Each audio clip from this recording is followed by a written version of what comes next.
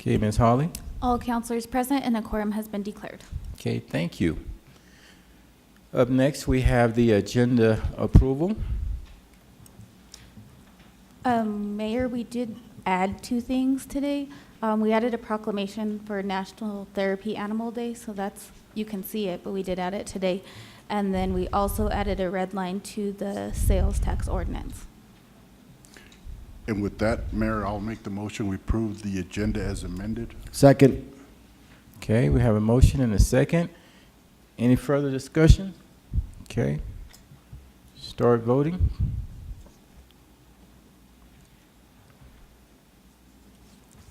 The motion carried unanimously. Okay, thank you very much. Okay. Up next, we have citizen comments. This is the segment on the agenda to where we would allow citizens to come up to the podium and to the mic, and we ask that you state your name. We also ask that you keep your comments within 3 minutes. If you are still talking at 3 minutes, I will politely ask you to end your conversation and have you sit down. So tonight we have a few citizen comments. And the first one is Liza Marin. You're welcome. You have one for short people and one for tall people? Yeah, That's nice of you. Good evening. I'm Liza Marin. Thank you for hearing me. I'm really excited about the Healthy Eating, Active Living resolution that's on the agenda tonight. We were, as many of you know, a Live Well funded community from 2007 forward. Worked with many of you on those initiatives, and during that time we striped bike lanes, we did a walkability audit, we did bike to work days, walk to school days, backyard chicken policy, community gardens, farmers markets, worksite wellness, and breastfeeding policy, just to name some of the things we worked on during our Live Well days. And the San Luis Valley Local Foods Coalition, which I am part of, came out of the Live Well work, sustaining that investment in our community. We worked with the town back in those days with Michelle Obama's Let's Move City initiative and with Kathy Rogers, and that was about mobilizing the public and private sectors to engage families and communities in making a better lives for our children through our policy that we set at the city. The Local Food, Local Places initiative came out of that. And we've been working together with Heather Brooks and Andrew Rice and John Reeser and many other stakeholders to create a 4-goal, 18-action plan that's about vitalizing Alamosa through local foods and recreation, music and art. And we have partners such as the city, ASU, Boys and Girls Club, Public Health, Rio Grande Farm Park, SLV Go, the Food Bank, Veggie, and the Local Foods Coalition is leading that effort. And we support the initiatives of Revitalize the Rio and Local Food, Local Places in the Heal Cities and Town resolution. And I'm just so thankful and proud, and thank you. And I want to just call out Daniel Vaughn. He was also on our committee and really appreciated what a great advocate he was for public health and community city partnerships. And so we thank you very much for the consideration of this resolution. Thank you very much. Okay, up next we have Lee Cochran.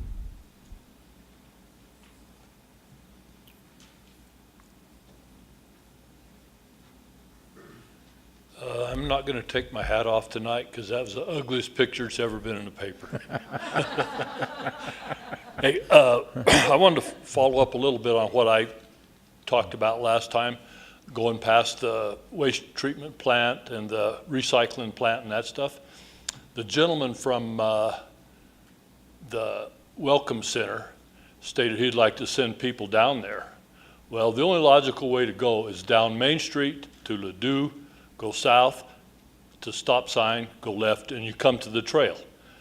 Have you seen how bad Ladue is? There's 3 yards in 6 blocks. There's pit bulls. There's trash. I mean, at 905 Ladue, it's not an overflowing garbage pan. It's a yard full of garbage. I mean, it's horrible. Right in the middle of it's the American flag. The city needs to address that. That's a little separate issue, but it's still connected by, you have to drive past all this stuff. People are not gonna be interested in our town and stuff when they drive through and see that to get to this nature trail. That's ludicrous. One other thing I'd like to ask, it's related but different. Did the city have EPA approval to eliminate a mile of wetlands when they put in that pipe to drain to the river for the waste treatment plant? So we're not going to be answering any questions right now, but they are taking notes, and then when we turn it back over to council and management, they'll respond, okay? So Okay. you can just keep flowing. I would like to see something on that. Okay, that's all I have. Thank you. Thank you, sir. Okay, up next, we have Shannon Hostetler.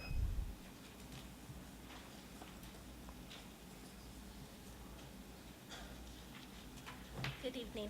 Good My name evening. is Shannon Hostetter, and I also wanted to talk about the trail. Still, the concerns that we have from last time, it doesn't seem like they're being addressed. I know that Heather mentioned that she had walked the trail and that she didn't see the evidence of homeless camps. But I've kept up on the trail as much as I can. I don't walk it anymore because of safety. But has she gone, or have you gone to the railroad? There's homeless camps everywhere there. Isn't opening up that place going to make that nature trail the same as the homeless camps behind the railroad? The only reason that we don't have evidence of it is because, one, I've cleaned it. Second is because it's not open to the public yet. Driving past the recycle center, the trash, I have pictures.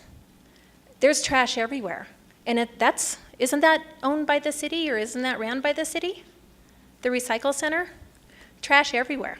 It's horrible. We get trash from the recycle center. What's going to be done about that? That's all over the trail now. Who's going to maintain that? Driving over this bridge to Alamosa. Welcome to Alamosa. You look over to the left, and it is north of the river. That trash has been there for 3 weeks.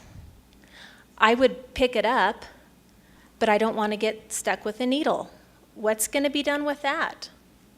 So I encourage the economic growth. I encourage tourism. We have a business that depends on that. But comments to me have been, why all the trash? What are you doing about it now? Clean up the trash. Let us have a little bit of a good faith measure. Clean up the trash now. Look at that and say, wait a minute, we'll clean up that trash. We'll get the fire chief out there, and so your house doesn't burn when someone carelessly tosses a cigarette. Do I come to you guys after the fact? Or can we resolve these things now? That my hope is to resolve them now. I do not want to come to you after the fact and say, what are we going to do now?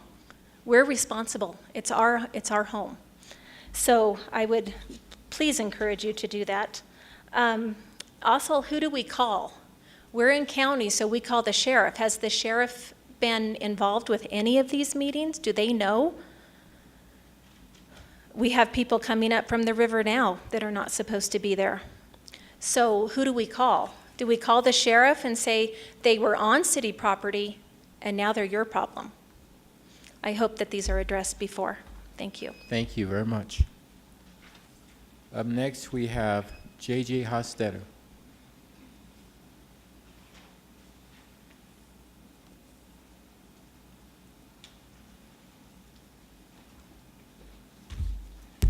Well, good evening. We're back again on this trail. I had to go first last time, so I didn't get to address some of the things that were brought up. So I'd like to do that now. First of all, there was a comment about doing this for the South Side, and everybody that talked to me after the meeting was like, did they hear us? We're the South Side, and we're opposing this. So I brought this picture just to show, starting on South River Road, from here, for a mile and a half, there is 15 homes. One landowner that actually bought the property supports the trail. There's one home that I have not contacted the landowner because I can't find him. Then there's some other rental tenants that support the trail on this road. Otherwise, the other 13 homes are opposing it. And I know you have data that says this is good, and people have tried to convince me that it's going to clean up the area, it's going to bring people in, and it's going to be better, and it's going to be good for us. Yet the fact that not a divided road, but a majority, I mean a huge majority, is saying with what we're dealing with now, and you're bringing these people in, it's not good. It's great what's happening in trying to expand the trails and trying to bring them into the south side for people. I commend that. But if it's not the right time or the right place, it's not good. And that's what the residents are trying to say. I've not talked to other people simply because they're not as affected, and I felt like their voice is maybe not as prevalent or should be because it's not in their backyard. I talked to the people that will be dealing with this. A lot of the people talked about coming and riding and excited about it. How often do you think they'll use it? I mean, will we see them out there once a year or once every 6 months or so? The people that we brought that are opposing this so much will be affected by it every single day.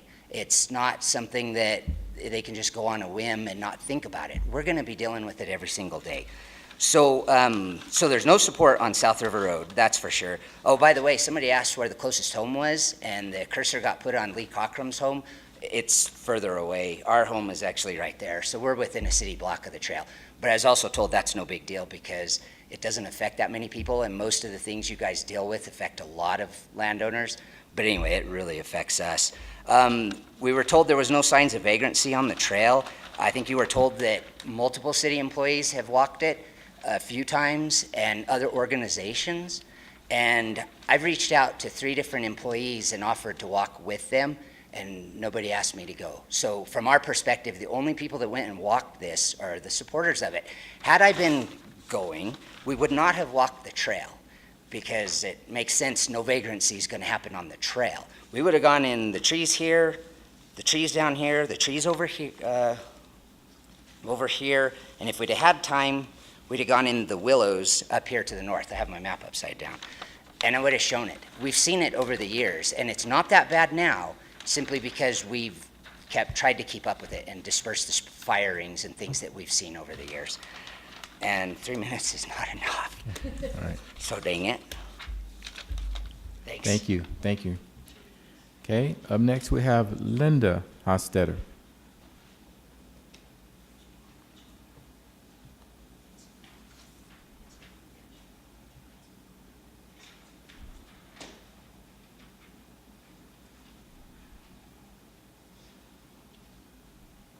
Hello, I'm Linda Hostetter. My husband Don and I have the salvage yard on the South River Road, and we've been there for over 50 years. And our biggest concern, well, 2 things actually that have already been addressed, but I want to address them again, is the fire danger. You know, our family would probably be more affected than anybody else out there. It would be our business, our home, and JJ's home. And we've lived out there a long time, and we know what goes on out there. I know of 3 break-ins where people have come up from the river, not down the street, but come up from the river. We've had problems with people coming back there and sleeping in cars. It's not a huge problem. We've never called the police or anything like that, but it happens. We've pulled into our yard and see somebody out in the back, and we go back there and we can't find them. All we find are the footprints. And this trail is going to be so bad for us because it's going to put a path right to the back of our property. And I don't think that that's a very good place for that trail to be anyway. Mr. Martinez raised the question about the water, the sludge there, and you know, you talk like you know, but he knows because he's been dealing with that water out there for a long time. So I really think that you need to listen to the citizens, like JJ and Shannon mentioned, or one of them mentioned. The majority of the people down there don't want it. They don't want it. But you know that saying, you can't fight City Hall? They don't want to come to the meeting. They said they'll sign whatever, a petition or whatever, but they don't want to come to the meeting. And do you want to? JJ wanted me to bring up something that he didn't mention. It's not a, go ahead, I've got a little time. Sorry. You got it. It was mentioned about how you've worked so much on this Ranch to Refuge project or whatever. This is not part of that. This came about because this woman was solicited this money. This is just a trail or on a road. It's not revitalized the Rio. I think last time we encouraged everybody to walk it and see what we're talking about. There's no river, almost no river access, and the part that you can get to from the trail has such big boulders to protect the levees there that there's no river access. It's just you walk out a road, you turn around and come back, which nobody feels will entice people to come back. Everybody will do it one time because it's new. There's not enough back there to entice the people to come, in our opinion, and you're free Time's to. up. Okay, thank We you. encourage you to look. Thank you very much. I'm not opposed to a trail. I just don't like it right there in our backyard where we have a business. Thank you. Thank you. Up next, we have Ruthie Brown.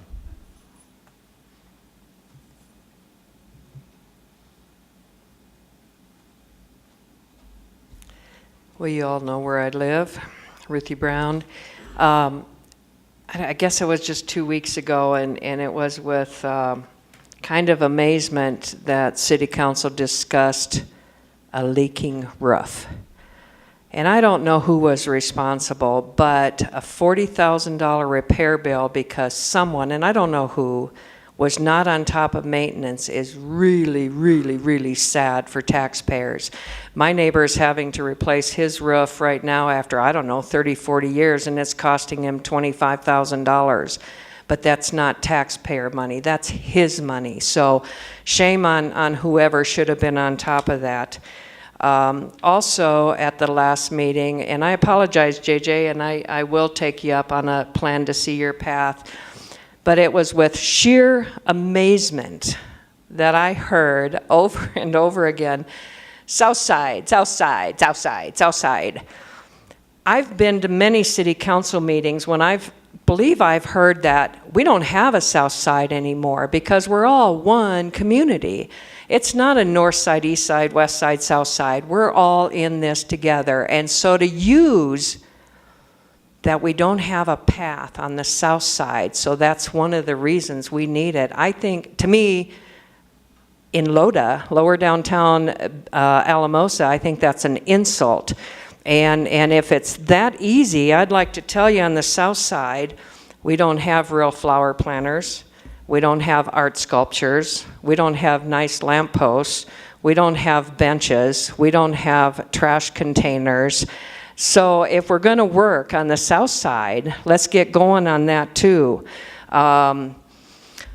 And today, you know how it is. People come in and tell me things, and I'm trying not to go off half-cocked. So I guess you go to the top if you're a business person and you're really busy, swamped, trying to help people. But I know the city has different pockets of money, and this here and this here. But over the years, I've also seen you take from here to here and move it how you need to do. So I heard about a bid going out for a facade on the hockey pavilion, the ice rink, the community, whatever you call it. I heard that the bid for materials may only be $40,000, and I don't know then what it will cost to install it, but I hope that's not true. I think it's an insult, and it would really challenge me to vote on the half-cent sales tax. Oh, that's right. I don't live in the city. I got to change my address so I can vote on that for street repairs.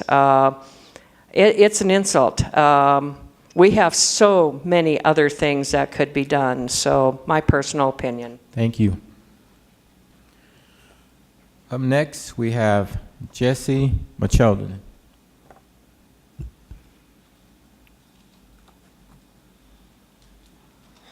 My name is Jesse Marshallden. I'm the manager of the Rio Grande Farm Park, and I just wanted to come tonight and express my support for the HEAL resolution, Healthy Eating, Active Living Communities.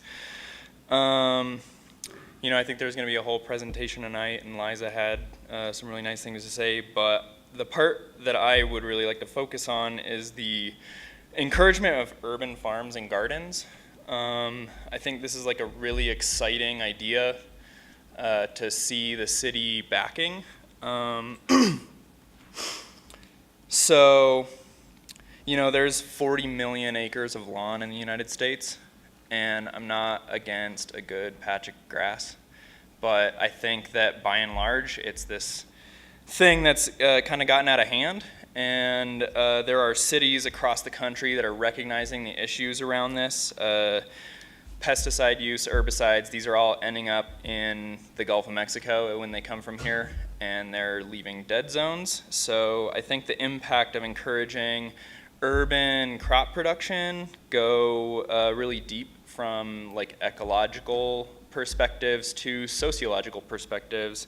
And I think that encouraging this kind of thing is, to me, encouraging like the work that reconnects, that you know, through very simple means has a pretty big impact on things like obesity and drug use and a lot of these issues that communities across the country are facing today. There's a lot of evidence that just getting outside and moving your body a little bit and putting your hands in the dirt and growing some food actually addresses issues with depression and anxiety, and the activity and the change in food helps with obesity. And then urbanization, converting back into a sort of agricultural model, goes a lot to address different things like the urban heat island, that sort of effect where concrete and bare dirt build heat in cities. So yeah, I just wanted to say I'm really excited, and I'm glad you guys are looking at this and putting this thing together. Thanks. Okay, thank you. Okay, so those are all the cards we have, and now I would turn it over to our city manager and city attorney for follow-up. We don't have any follow-up. Thank you. Okay. All right. Okay, up next we have ceremonial items and National Therapy Animal Day Proclamation. I see we have a group out in the audience. If you all would like to just come up to the podium a little bit, and then we're going to read the proclamation.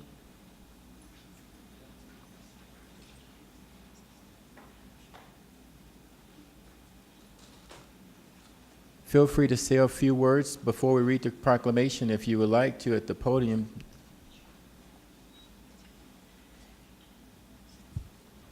Hi, I'm Laura Bruno, and this is my dog Moose. This is Lenore Reinhardt and Otis, and Diana Wenzel and Mr. Muffin. And the three of us, Otis and Moose don't know each other very well, so we're keeping them a little separate. The three of us are all Pet Partners teams. Pet Partners is the largest organization in the country that registers therapy dog animals. Therapy animals, dogs are one of 9 species that they register. And Pet Partners teams are often going to libraries, schools, hospitals, nursing homes, et cetera, and they're really there to help make people feel better. So we're really excited about you all being able to recognize this important day. Thank you. Thank you. So I'll read the proclamation, and then all of council will come down and present this proclamation to you, okay? Once again, thank you for coming out here tonight. There are thousands of pet partner therapy animal teams serving in communities across the United States.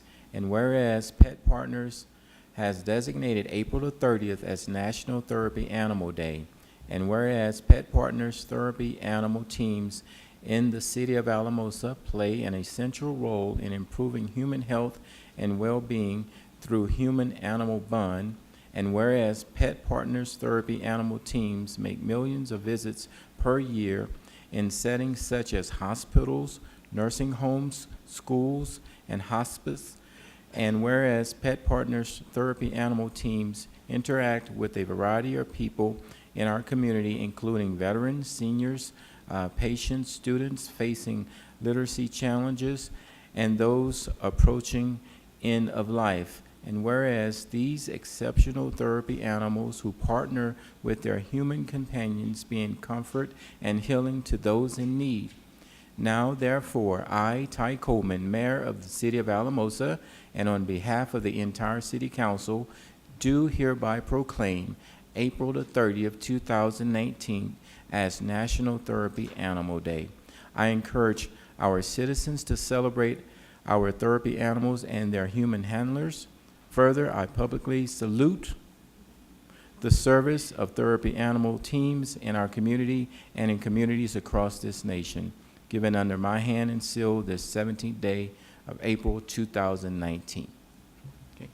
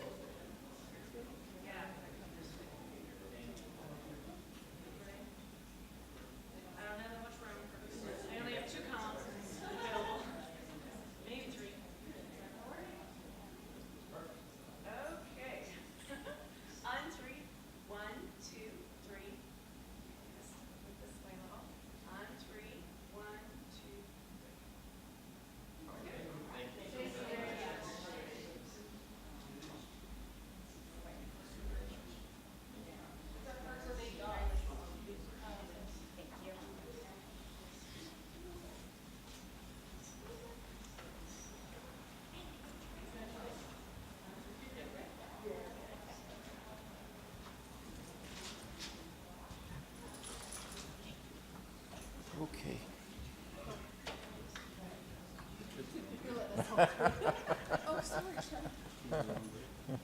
Taking the scenic route.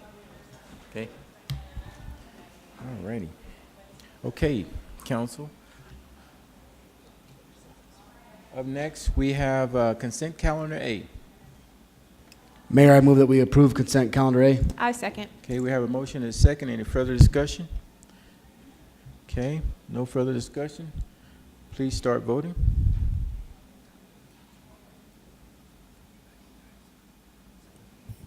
The motion carried unanimously.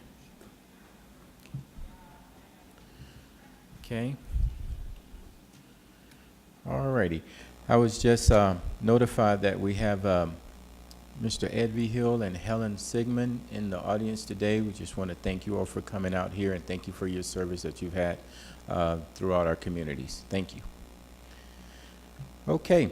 Up next, we have regular business presentation from outside agencies, the Hill Campaign.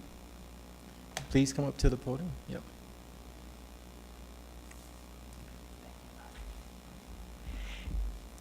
Good evening, everybody. My name is Julie George, and I'm with Live Well Colorado. Mr. Mayor and members of the council, thank you for having me here tonight. Also, I wanted to thank John for his work in getting the resolution written, and Liza, and I think there was a whole community group that worked on this, and that alone I found really impressive. And it's good to be back. I saw many of you this fall at the CML regional meeting. So we'll go to the next slide, please. Just a little bit in case you aren't familiar, but I think most of you are because of the presence of Live Well that Liza already mentioned. But we are a nonprofit, statewide, focused on increasing equitable access to healthy eating, active living throughout the state. And we'll go to the next slide. And just a little bit of history. LiveWell started about 10 years ago as a nonprofit focused on reducing obesity. We don't really, our focus now is more about creating access to healthy living as one of the ways that we need to provide to folks across the state to live healthy and reduce chronic disease in Colorado. But I do keep this slide in because we hear a lot about Colorado being such a healthy state. But as you can see, the black line is national stats, and the, I'm not even sure, yellowish line is Colorado. So it just shows that even though we're still the healthiest state in the nation, our levels of chronic disease are following the national trend. We've just started at a lower rate. So I just think that's important for us all to keep in mind. And it's, our kids are only like 23rd in the nation. And so that statistic is a little bit alarming, and I think we all think we can do better than that. Next slide, please. So the Heal Cities and Towns campaign, as I think most of you know, because you were at the CML meeting a few months ago, is a partnership with the Municipal League, which has been so important to the success of this campaign, and it's funded by Kaiser. Go to the next one. And so we started this campaign about it'll be 6 years this June at the Municipal League Conference. And it is LiveWell's approach to doing policy work at the local level around creating access to healthy living. You guys can read this slide if you really want. I'm not going to read through it all. But really, it's about, we focus on policies. We feel like policy is the groundwork. And once you have the policy, as you go through your budget cycles and you can prioritize things and you think about health when you're making policy and then implementing policy, it ends up in the changes that we need in our environment around us so that our residents can live healthy lives. So there are 3 main areas of the campaign. So we've already talked about healthy eating and active living. Liza and I had dinner before we came over, and she told me about you already have a great comp plan that already has language in it around creating a healthy environment for your residents, so that's awesome. And then Liza and Jesse both talked about the farm, what do we call it? Thank you, farm park. I always forget the park part. And just the work, I think there's just been work going on here for years around creating access to healthy eating. Jesse talked about urban agriculture. So you guys are well on your way there. And then the third place on that we do work in Hill Cities and Towns is healthy workplace. So basically making the healthy choice the easy choice for your employees when they're at work. And then we have 4 levels of the campaign. And really the campaign is a lot about celebrating success and then keeping it going. And so one of the ways that we try to do that, and we do foster a little bit of competition amongst municipalities, is through these levels. So hopefully you guys will pass your resolution tonight. And you'll come in at the active level since you've already started down this road and you've already embraced policies and planning documents that consider health and increasing access to health. But then to get to the fit level, you would have to do some new work in each of the 3 areas. So it could be updating a plan, adopting a new plan, adopting a new policy, or the implementation of any of those that are existing now. And then to get to the elite level, it's a total of 5 policies, plans, implementations that happen.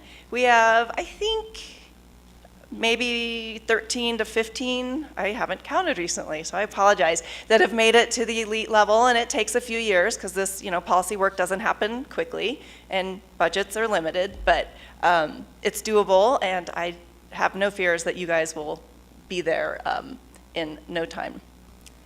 And then just a little bit about benefits of the campaign. The campaign is free, and then we don't turn around and ask you for money, so I get that question a lot, so I want to make that clear. And again, it's a lot about celebrating the work that's going on and then new accomplishments as you continue along. That picture on that slide is one of the ads we've put in the Municipal Leagues magazine. We try to do that about once a year, where we celebrate those who've made it to the elite level, but also show where all the municipalities that have joined. You'll be on LiveWell's website. You'll have access to the Hill Cities and Towns logo, so you can use it. You can put it on your website. You can put it on flyers. You could, if you do like a banner for some sort of celebration, the revitalize, use the Rio. I'm not remembering all the fun names you guys have, but you know, if you do something around that and you want to put the Hill Cities and Towns logo, please do. That's what it's there for. CML also recognizes folks who are in the campaign through the newsletter. We do the magazine thing. You get free technical assistance. We do mini grants once a year, and sometimes if we have the ability through our budget, we'll do more in-depth technical assistance that you have to apply for. I make applications really, really easy because I don't think long, really encumbered applications what are necessary to know that there's a good project and you know, a good effort to invest in. And you'll get a plaque too. So those are some of the benefits of the campaign. And this is just the map. I just like to show new municipalities that are joining, kind of that we are getting pretty good coverage of the state, and I'll be really, really excited to have Alamosa. As you can see, we have a little bit of a gap there in the center of the valley. But we have a good mixture of Front Range, rural, urban, mountain. And we'll just go to this last slide, although I think you guys are your own success story. But you know, some of the other cities, Jesse talked about urban farming, and that's one of the things Arvada did. They made some of their city-owned land available to farmers who then take their produce to the farmers market. Montrose has done a lot of work around their active transportation, and we were able to do an assessment for them that has really kind of helped their public works department see things in a little bit different light than they had before, and has created a lot of cooperation amongst the departments in the city that I guess was, I mean, I'm not trying to make them look bad. That sounded bad. But the assessment just opened their eyes to some different ways of looking at some of the things. But you've already talked about striping and some of the things that they weren't doing yet that they are now. Then North Glen formed a HEAL committee that includes residents, which has been really positive. And then I didn't mention too, one of the things that cities do benefit from is when they do apply for grants that are around the healthy eating, active living, kind of well-being piece of the work that you all do.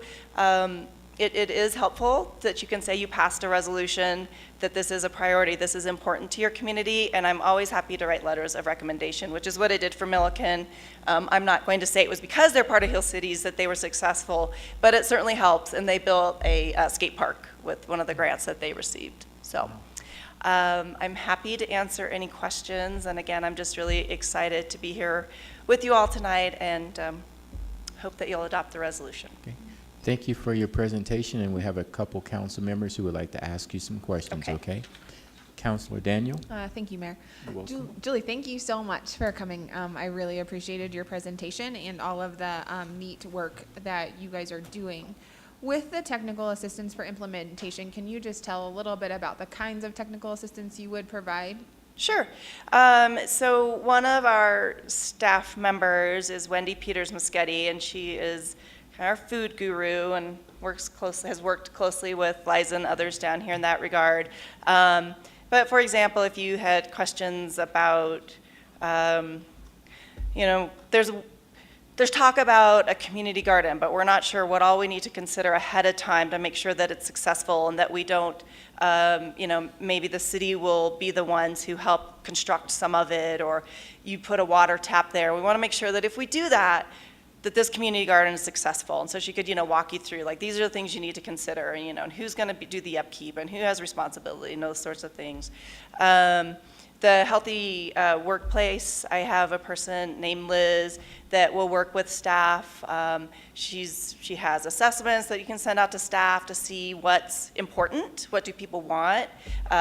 Language, if you want to have a policy on, let's say, if city funds are used to provide food at an event, that at least some of the options are healthy, and this is how you determine what's healthy and what's not. And then on the active living piece, that usually ends up in my camp, and sometimes it's just what's some language that other municipalities have used, or we're struggling with this. Has this come up before? And then I might connect you with another municipality and help you troubleshoot, or so it varies. Okay. All righty. Well, thank you so very much. Thank you. Appreciate the presentation. Yeah, thank you for letting me be here. Okay, you're welcome. Okay, Heather? Mayor, I don't know if you want to modify the agenda to go ahead and pull the resolution up following this presentation. Okay, let's go ahead and do that. And that'll bring us to item number 2. Councilor Vihil. Mayor, I move that we approve resolution number 10-2019, establishing the City of Alamosa as a healthy eating, active living program. Okay. I'll second. We have a motion and a second. Is there any further discussion? Councilor Griego. One comment that I would like to make is to thank Liza for she's quite persistent. I remember attending stuff years ago. You mentioned Kathy and putting this program together, and thank Julie for coming down. But that's what, this persistence of making this happen, and now it's happened. So thank you very much for your hard work and all your group. So.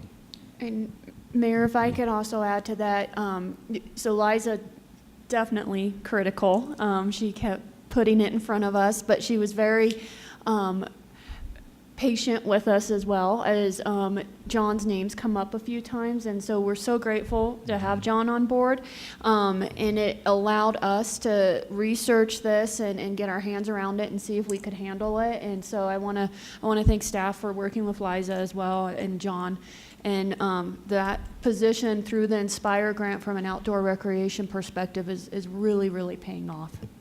Okay, thank you. Councilor Hensley? So I will say also, I want to thank Liza and John as well. I'm on CML Executive Board, and we've had the presentations, and every time I'm always like, oh my gosh, this would be so great for Alamosa. But sometimes you just have so many things on your list, and I always write it down as a to-do thing to talk about, but honestly, it never happened. So it's something I believed in, and so thank you to the two of you and everyone else who was involved, because I think this is great. So thank you so much. Okay, thank you, everyone. Okay, we have a motion and a second. No further discussion. Please start voting. Okay, Ms. Holly? The motion carried unanimously. All right, thank you. Good. Okay, up next on the agenda, we have item 1, finance. That you, Eric? That'll be me in large part because in between your first and second reading, we've had some conversations with both the Department of Revenue and the Colorado Attorney General's office with respect to some structure of the ordinance kinds of issues. And so if you look at the current Novus entry, we added a red line showing the changes between the first reading ordinance. I'll just wait a second here.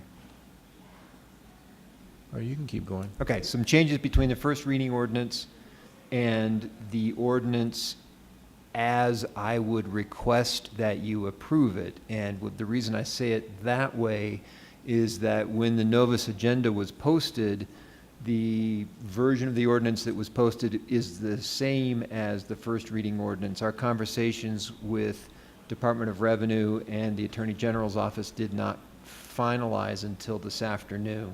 So after that conversation, there are a number of changes that are shown on the red line, and that I would request that council adopt as its final ordinance. And those changes relate primarily to taking the old enforcement language that we had in our sales tax ordinance that had that being enforced by Judy's position, the Director of Finance, and shifting that over to the Department of Revenue, who is doing who will be doing the collection, the administration, and the distribution, and then also any enforcement that comes up. So that's the major change, is just going back through the existing ordinance and pulling those old enforcement provisions out that primarily dealt with the way that the Director of Finance would conduct hearings and the way that people could appeal a decision of the Director of Finance and that kind of thing. That will all be pursuant to Department of Revenue rules and regulations and state sales tax statutes now, or if council approves the overall structure of the ordinance, which is to shift our collection from local home rule collection to state collection. And just to recap, a couple reasons for that. One is streamlining the process from the perspective of our vendors, who will now only have to file one return, just the state return, and kind of positioning ourselves, I think, a little bit better once we start implementing collection of remote seller sales tax after the Wayfair decision. It also, as is mentioned earlier in the council communication, we've got a retirement out of our current sales tax specialist position, and we won't need to fill that if we have the state doing this for us. So those are kind of the three drivers for where we sit right now.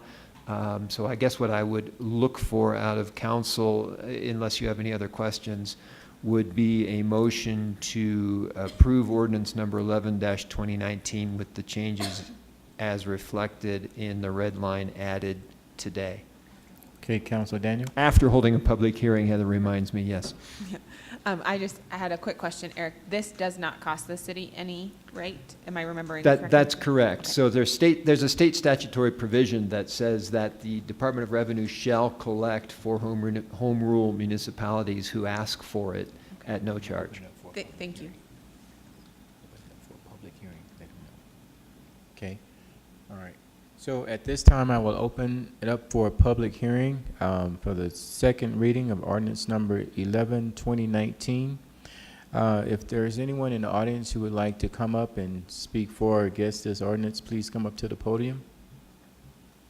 Okay. Seeing no one is coming up here, I will now close the public hearing and bring it back to council.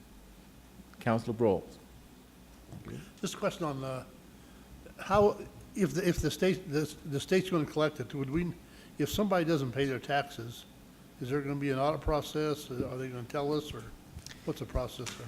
Yes, so there can be an audit process. There can also just be an enforcement process that currently we do by sending letters and cajoling and prodding, and now the state will do by sending letters and cajoling and prodding. We did confirm today with the state that we can direct them toward someone who is not paying their taxes, because they may not know. For instance, we know the local businesses, so when Judy reviews the return that comes back from the state, they send us the returns when they distribute the proceeds, and we notice that, Joe's burrito stand is not paying taxes, but we know that Joe is selling burritos.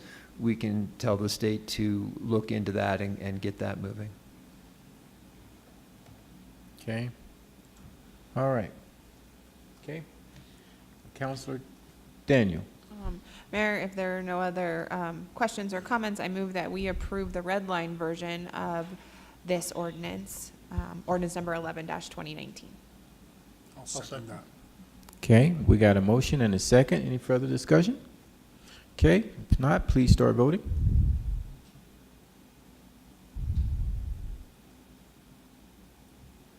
Ms. Holly? The motion carried unanimously. Thank you, and thank you, Eric, for going over that with us.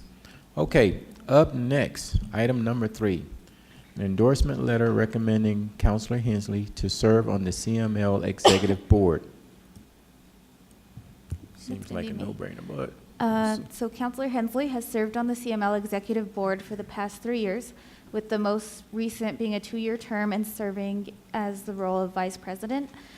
She is now running again for election to the board in June at the CML conference in Breckenridge, and the requirements to run for that position include a formal endorsement from the city or town in which she's representing.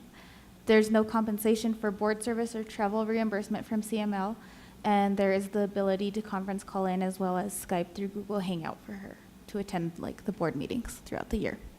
Okay, thank you. Councilor Griego. She has represented the city of Alamosa. When we go to all these meetings, she's done a great job. We really appreciate your hard work. Yes, Thank you. Okay, so Councilor Vigil.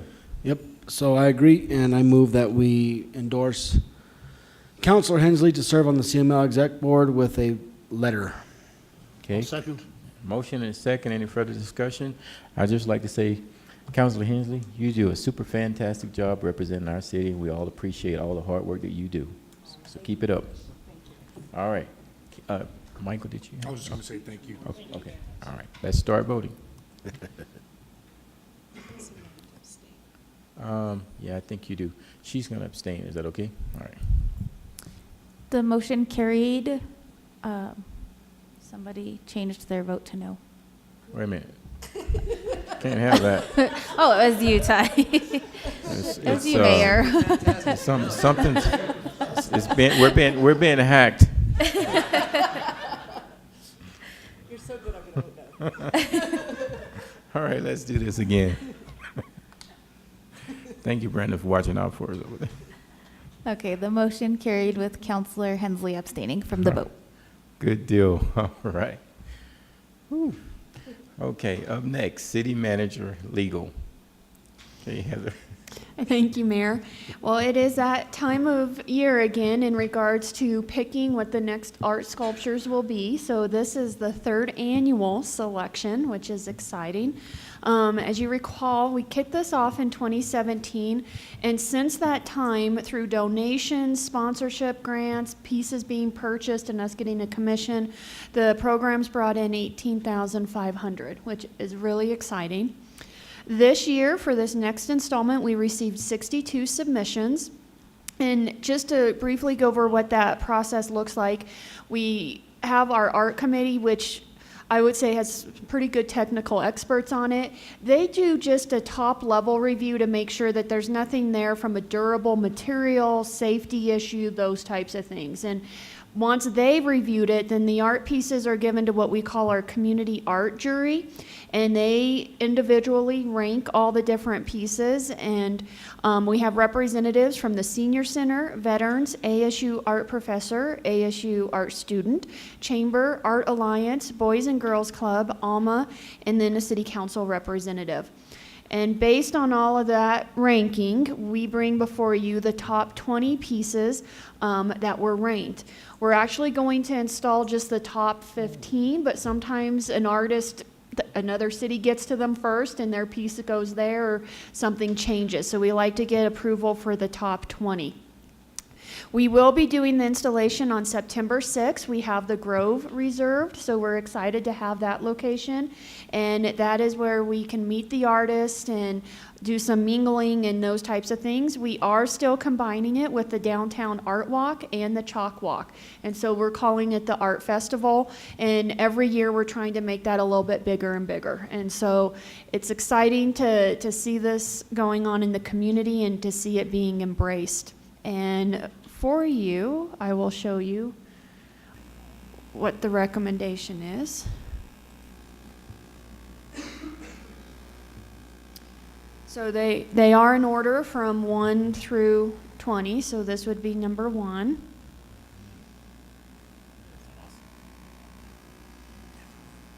F11. Techie over here. Dance of Life.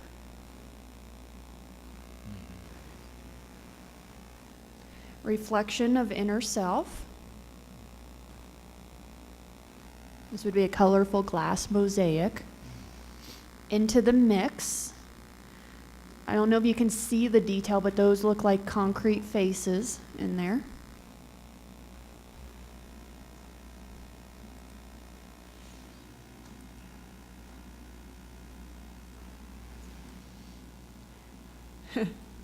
a sign, which we'd have to put on a side street. I don't think CDOT would approve of this.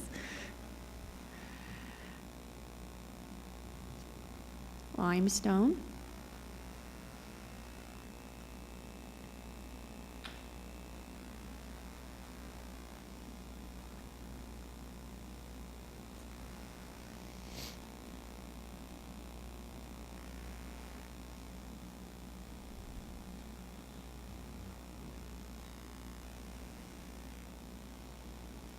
It is exciting to see not only some of the local artists again, but then some of the artists that were in either the first showing or the second showing continuing to submit pieces.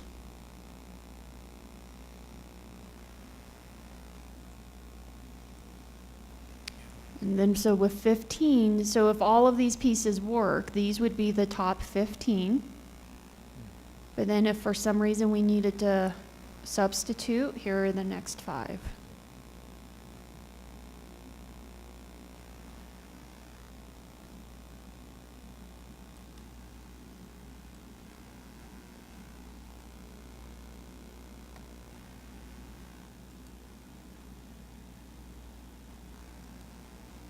And here's 20.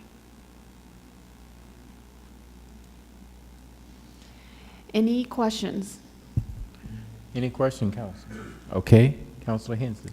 I'd just like to comment, I was at the meeting this afternoon, and the committee is such a vibrant, boy, just sharp group, and they all have some fantastic ideas, and it's just really neat to be part of this. Thank you, thank you. Councilor Daniel. Thank you. I just want to say this has grown so much, and I really appreciate all of the work the city has put in, the staff and the team and the jury selection and the creative people that continue to want to. I would consider this a really strong personal investment for them in our city, and I appreciate the fact that they trust us with their works of art. I think that speaks highly about what the team has done to make this a safe place for their art. And so thank you for that. And these are beautiful, beautiful pieces. I can't imagine what the other 42 looked like because these are amazing. So I'm sure it was a very difficult decision. Okay, all right, thank you. Thank you, Council. Okay, up next, item, we need to, do we need a motion or anything on this one? Okay, all right. Mayor, Councilman. I move that we approve the third annual Artscape Art on Loan program selection of pieces. Okay. I second that. We have a motion and a second. Any further discussion? All right, please start voting.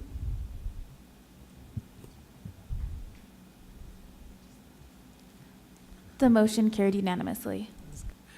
Okay, thank you, Ms. Holly. Okay, up next, item B, Heather. Is that you or Eric? Okay, Eric.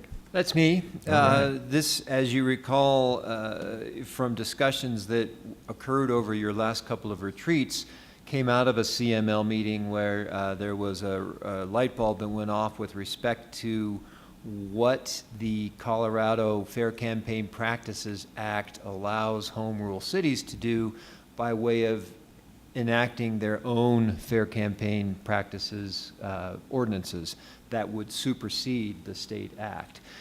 The council at your retreats had indicated an interest in doing this for 2 primary reasons. First, to be able to better tailor the kind of disclosure requirements that the FCPA requires to our own local needs. And secondly, to enable the city to engage in government speech by using city funds to inform the public of council's reasonings for putting things on a municipal election ballot or for council's position with respect to initiatives that may be placed on there by citizens. This is a simple concept, but has a lot of complicated details. And so when you go through the council communication, the alternatives section is much larger than it usually is, and I wanted to make clear both in the written presentation and then to you tonight that those are just example alternatives, because really the field is wide open for how you want to structure Alamosa's Fair Campaign Practices Act. So we're essentially building our own world of fair campaign governance, and we can structure that world however we want in various different ways. And so the 7 options in the alternative are really just to spark your thinking about other kinds of options that may be out there as well. And I know, for instance, that Heather informed me she had some conversations with the mayor about some changes and gave me a heads up to think about making those possible, and that's certainly doable. I can probably come up with language to do whatever you want to do. One thing I will point out, that there's a couple guiding principles here. One is that you do not want to create barriers to people doing issue committees in particular, because there is recent federal court law, case law, that indicates that too restrictive of a reporting requirement, especially for issue committees, which is different than campaign committees for candidates, but issue committees, the federal courts frown upon stringent disclosure requirements and difficult disclosures for issue committees. Those are more reasonable for candidate committees, because with a candidate committee, the concern is that you might have a candidate who is beholden to or in the pocket of a big donor.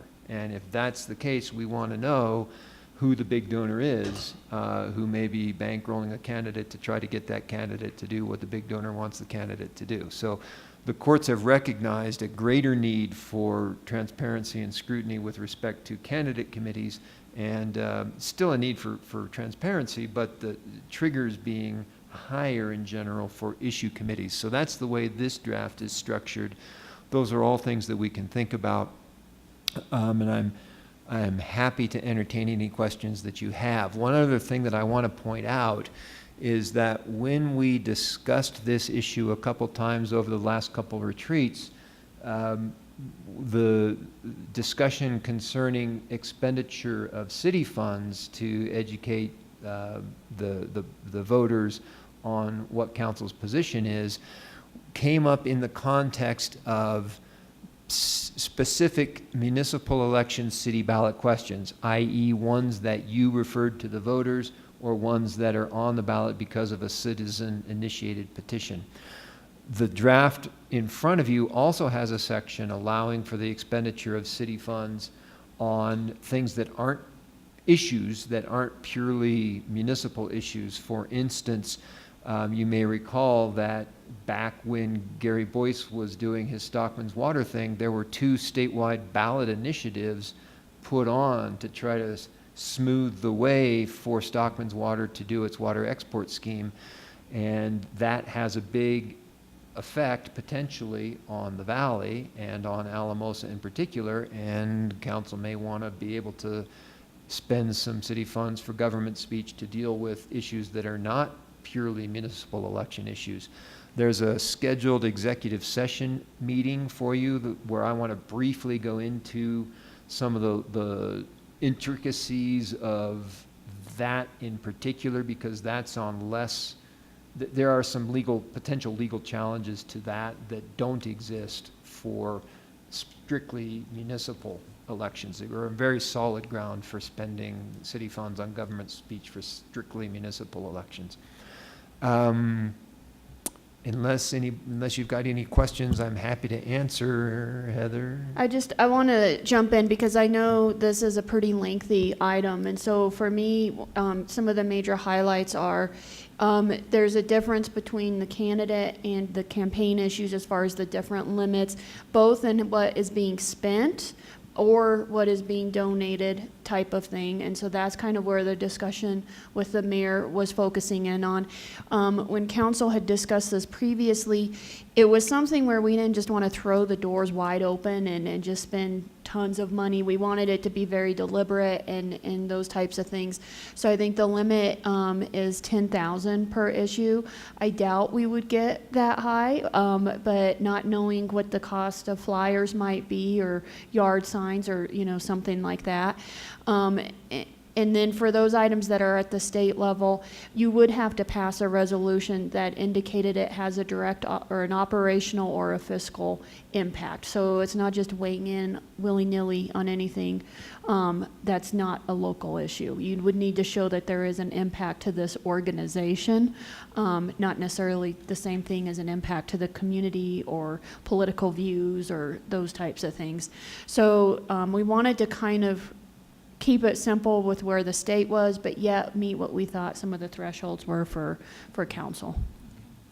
Okay, Councilor Daniel. Thank you, And then Mayor. Councilor Carson. So when I was looking at this, Eric, the alternative one, number 4, as the state FCPA does, require all campaign funds to be held in a separate account set up specifically for the campaign. Is that just, so that would include issued campaigns, that would include personal campaigns, and would that include the city campaigns too? Would we have to create different accounts for that as well? We would. I did not create an exception for this. The city's treated just like any other person under this ordinance. And so with the state FCPA, anything donated by someone other than the candidate, let's just say for individuals, anything donated by someone other than the candidate has to be in a separate account, correct? Correct. And so that would just, right now, as that is listed as an alternative, is that not in our ordinance? Can you explain why that wouldn't be there?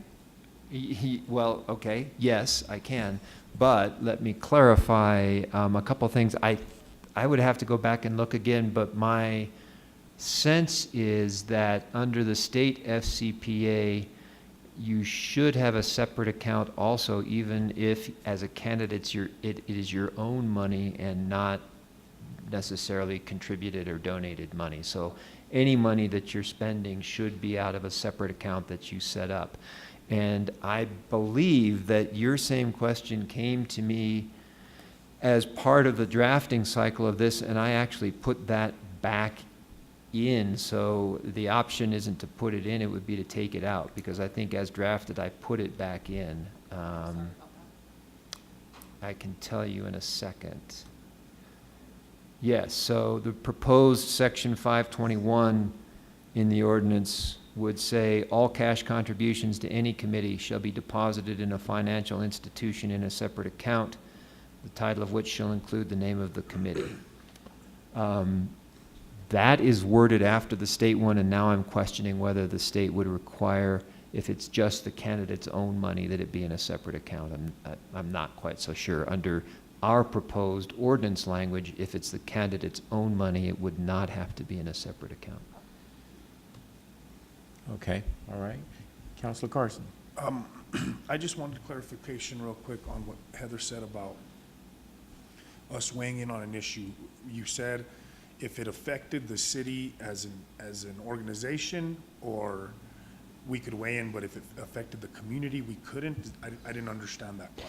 So there may be some items that are put before voters at the state level that are more political from either party, and they might be more socially oriented or those types of things. So it's, the argument is if it's not impacting the city's operations, so our operations or our fiscal, then it may not be appropriate for council to be weighing in on that. So, we tried to brainstorm, so we figured, the example Eric offered was if there is some efforts for the water exportation, clearly that has an impact on our operations and our fiscal health if that happens. And so you would pass a resolution stating what those are, and that would allow us to spend up to $10,000 educating our residents about it. If there's an item out there that says we don't want people with blue eyes able to cross the street anymore, I got you. Thank you. I just Yeah. had- And here's the specific language proposed in the ordinance. It says that city resources may be used in that kind of situation at elections other than municipal elections only if City Council expressly finds and directs in a resolution containing specific supporting facts and circumstances that the issue on which it authorizes expenditure of city resources is one that will have a financial or operational impact on the city. Okay, thank you. Okay, Counselor Daniel? Sorry, I have another one. I'm wondering where the $10,000 per event came from. That feels, I mean, high and low, and so I'm wondering if we could create a threshold that like 10,000 per event up to a certain amount. It just feels like that could get crazy fast, I guess. So that was me. So it's something that I don't want us to keep bringing back before you. I think the other thing to pair with this is this is obviously going to be done in the same transparent manner we do everything else. And so if it's an item that was citizen initiated, such as the limiting the marijuana grows, you guys have indicated you may want to come out against that, but you may not be passionate about it to where maybe you just want to do a flyer in the utility bill, and that's the amount you're going to want to spend. I think you will still be using your judgment on that versus the streets dedicated sales tax. I don't know if we'll ever get to the 10,000, but I don't know what costs are going to do. If we want to do a direct mailer to not put it in the utility bill, but do a direct mailer. If we wanted to have signs for people to put up in their yard, some things like that, you could start adding up. Councilor Daniel, if I understood your question, I would answer yes, you could have the 10,000 or whatever the number may be per ballot issue and a limit that says no more than 30,000 per election cycle or something. So I just feel a little bit more comfortable with something like that, Council. I don't know if everyone else cares about that, but I just feel like there could be, 5 issues on a ballot one year, and I just want us to be conscientious about how that could work. That's You're tying your own hands. Yeah. So I just want to make sure that you guys understand that. Counselor Griego and then Counselor Carson. I think Well, to that effect, okay. Oh. again, it's our judgment, and we should be able to make that call. So I don't necessarily know that it's necessary. I don't disagree with you. I really don't disagree with you, but again, we don't want to tie our hands either. Things could get to the point where we need to do, 5, and then we would have tied our own hands. But again, if they're not issues that are important enough, we're going to say no, and we're not going to do anything anyway. So they're just judgment calls on our part. Okay, thank you, Counselor Carson. Counselor Griego, sorry. With that, Mayor, I'll make a motion that we pass ordinance number 12, 2019 on first reading and set it for a public hearing on May, what day? First, at 7 o'clock or soon thereafter. Okay, we have a motion and a second. Any further discussion? I have a little piece of further discussion, and I'm not asking you guys to discuss it tonight, but just explicitly the question that Heather conveyed to me from Ty was, could we have different limits for spending for a candidate spending his or her own funds, triggering a disclosure versus receiving donations triggering a disclosure? And my answer to that is yes, we certainly could. We could set the candidate own fund trigger, just to use numbers, at say $2,500, whereas the candidate has to disclose donations at a lower number, like $250 or $500 or something. $500 is what's currently in the draft. So you don't have to figure that out tonight, but that was the issue that was coming up, and it seemed like a serious enough issue that you want to be thinking about it. And I think what drives that is another thing that we're trying to do is reduce the barriers for candidates for city council positions, because frankly, it's a hassle to do all these disclosures. And I'm not sure that there's a whole lot that's gained from it when the candidate's spending the candidate's own money on doing this stuff. And so one of the thoughts is, let's set the disclosure trigger high enough that most people aren't going to hit it. So right now, they're both set at the same 500. So that's, So, okay, we're going to have further discussion about those limits later. Okay, so we talk about that later. All right, so we have a motion, a second, we've had discussion, let's start voting.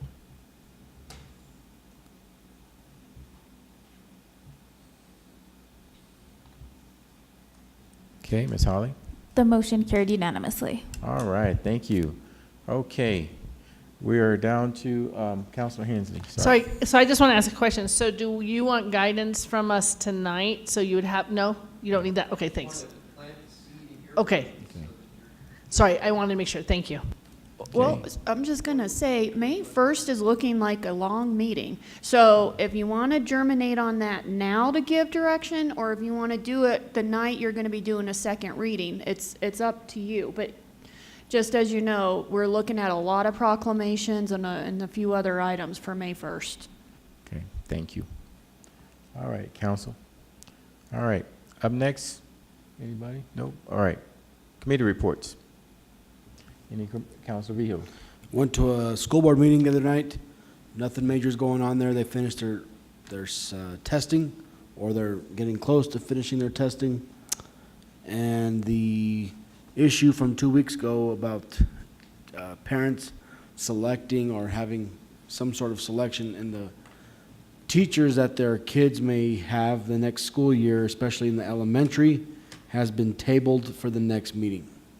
Okay, thank you, Councilor Vihil. Councilor Grego?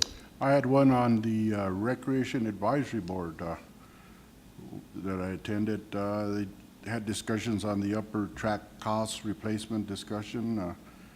That was a 2017 capital item. There was discussion on converting the kids' room into a fitness equipment in the gym, in the multi-purpose gym. But one thing I wanted to really point out is the scheduling for the summer. Look how nice that is, and it gives you a lot of information. So there's a lot of work that was put into it. So I think that's something that, you know, our staff, Andy and his group, they've done. You know, you see that, and it really, it guides you through the whole thing and what's going on and the times and hours and that. So he does a great job. So Okay. Thank you, Mayor. Thank you, Councilor Grego. Okay, looks like that's all of the committee reports. Staff announcements. The only announcement I have is a reminder that we do have our board appreciation dinner on Monday. From interacting with some of the different advisory boards we have, it's nice because they get very excited about this. And so I want to make sure we can have as much council in attendance as possible. And it is next Monday, the 22nd at 6:30, and Holly has scheduled Adams State Student Union, and it looks like it's going to be great. Holly, did you get every RSVP you needed, or did you need a reminder for that? I did. I had to like reach out to all of them, but they are all going to be there. Great. Awesome. So That's great.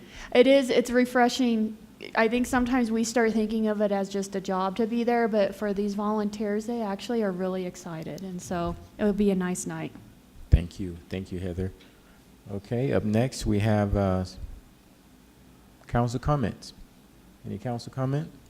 Okay, Councilor Daniel, then Councilor Grego. Thank you.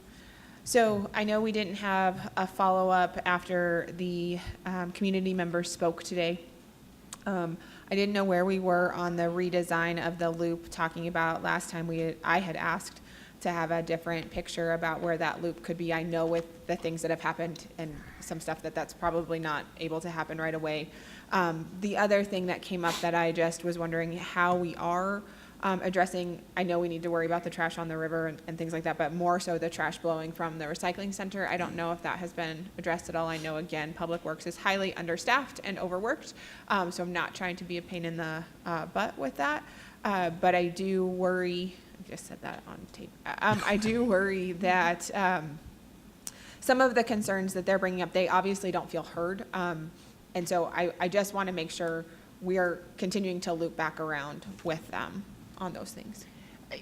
We are, but I need to be very straightforward on this. Yeah. There's a difference between not being heard and receiving answers and not liking them and continuing the conversation. And that's very much to the point we're at. I can tell you everything they've brought up tonight are things we've talked multiple times on. In regards to the trash, it's something we try to stay on top of. How they describe it's very different than how we would describe it. The other part is we do have in the CIP from council matching funds to apply for a recycling grant, which was to build a shelter that would put the loose materials and the paper, cardboard, all of those things in there, which should help with trash as well. So it's, what I can do though in regards to the loop is give you the revised map. So we do have that. I don't want to call it final because we're going to be walking it with the donor. And so there could be some changes, but we've definitely pulled it further away, the loop further away from the river and any habitat. We've walked it with wildlife people and the refuge and all of that, and so there are no concerns where we're looking at putting that. So I can get you the new map for that, but until we actually walk it with the funder, we're probably not calling it a final. Sure. So I totally appreciate that. I think then maybe what would have been helpful for me tonight, and I'll just speak for myself, was a little bit of that follow-up for us to hear again from you. I know you've done it. I know you've had the conversation with them multiple times, but it felt like they got really shut down. And so I think we just need to be conscientious about that. But thank you. I really appreciate it. And I can't wait to see the map. And then I just wanted to say, because we didn't really talk about the therapy dogs. I've seen now therapy dogs at multiple conferences. I'm really excited that we declared that in our city. Therapy dogs, therapy animals do a lot for many people with serious and persistent mental illness as well as physical illnesses. And then I just think we also did a good job with the HEAL program tonight, guys. So nice job. Thank you. Thank you very much. Councilor Grego. Yes, I wanted to invite everybody. We're having our annual Easter egg hunt, the American Legion and the Knights of Columbus on Sunday at 1 o'clock. We'll have about over 3,000 eggs out there in candy and stuff. So wow, it's a good gathering where we get everybody together. It's like a reunion, and the kids come out. So if you have a chance, come by and visit. It's at Boyd Park, like I said, at 1 o'clock. So have those little kids, bring them down. Thank you, Mayor. Thank you, Councilor Grego. Appreciate you doing that. Councilor Vigil and then Councilor Carson. Thank you, Mayor. Also, something that was said tonight during the community citizen comment, the facade and the multi-purpose facility. What's going on with that? We have no idea what she's talking about. We don't know what she's talking about. Okay, Councilor Carson. I was going to suggest that if you guys could, I know again, Public Works is overworked and underfunded, but if we could look at what it would cost to possibly put a short net over that perimeter fence. I know there's some cheap solutions that I've seen, just a bid or an idea of what the length of the fencing is, to see if it's a possibility, if we could use a recycle map for something like that, as far as maybe a possible slightly taller barrier to catch trash on the south side, or the sides that are most affected by, the trash that's blowing directly out of the facility. If we could just look at getting some sort of an idea what it would cost, maybe, to see if we could do that. Would it be possible to wait to see if we get this other grant with the building that would house the materials? I mean, that could probably also help us with getting a bid or some measurements. And I know it's expensive, but what I'm saying is if we could.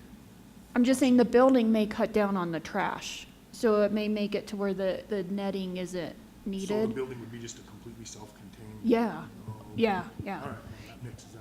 And so we're doing it twofold. There is the benefit is to the blowing trash or anything like that, but the bigger is that it keeps the integrity of the recycles. recyclables more, and we can get more for the bales that we do try to recycle. So that's the main reason, but we do expect it to be cutting down on blowing trash as well. So I'd like to see if we get that before we start spending time costing out some other stuff. Okay. Thank you all. Okay. All right, council, we do have executive session tonight. Council Vihil. Mayor, I move that we move into executive session pursuant to CRS 24-6-4024B to receive legal advice from the city attorney concerning the scope of the exemption for local campaign practices ordinance contained in the Fair Campaign Practices Act, and to start the evaluation of the city clerk. I second. Okay, we have a motion and a second. Any further discussion? Please start voting. Ms. Holly? The motion carried unanimously. We will enter into executive session. No further business will be discussed after executive session. Council, if you like, we'll take a 5-minute break, and then we'll meet in the room over there at 8:30, okay?